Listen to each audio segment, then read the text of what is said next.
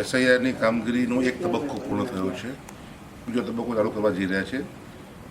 જે તબક્કો પૂર્ણ થયો છે અંતર્ગત આપણે આજે ડ્રાફ્ટ મતદાર યાદી પ્રસિદ્ધ કરી છે અને 1/1/26ની લાયકાતની સ્થિતિએ આપણે જે કાર્યવાહી ચાલુ કરી હતી એ ઘરે ઘરે EF એટલે કે એન્યુમરેશન ફોર્મ્સ આપણે આપીને મતદારો પાસેથી વિગત માંગી હતી. તે કામગીરી આપણે પૂર્ણ કરીને તેનું જે આગળની કામગીરી કરવાની હતી એ આજે ડ્રાફ્ટ પૂર્ણ પ્રસિદ્ધ કર્યો છે.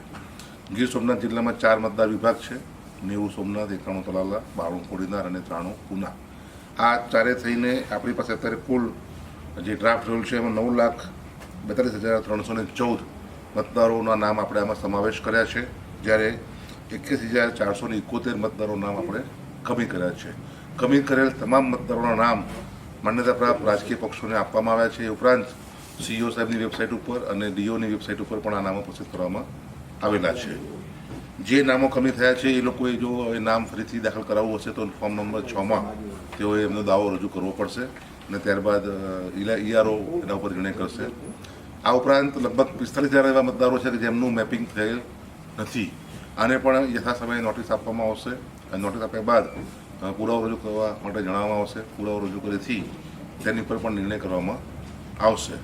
આ સમગ્ર પ્રક્રિયા પૂર્ણ કરીને આગામી 17/2/2026ના રોજ આ મતદાર યાદીનું આખરી જે છે પ્રકાશન એ બહાર પાડવામાં આવશે અને ત્યારબાદ એ મતદાર યાદીને આપણે માન્ય મતદાર યાદી તરીકે ગણવાની રહેશે. આ યાદી આપણે પ્રસિદ્ધ કરી એ પહેલાં આપણી પાસે 1,042 બૂથો હતા. હવે એ વધીને 1,144 એટલે કે 102નો વધારો થયો છે. આમાં નોંધપાત્ર બાબત એવી છે કે આ તમામ બૂથો ઉપર મતદારોની સંખ્યા 1200 નિયત કરવામાં આવી છે. એટલે કોઈપણ મતદાન મથક ઉપર 1200થી વધારે મતદારો અંદર હવે હશે નહીં.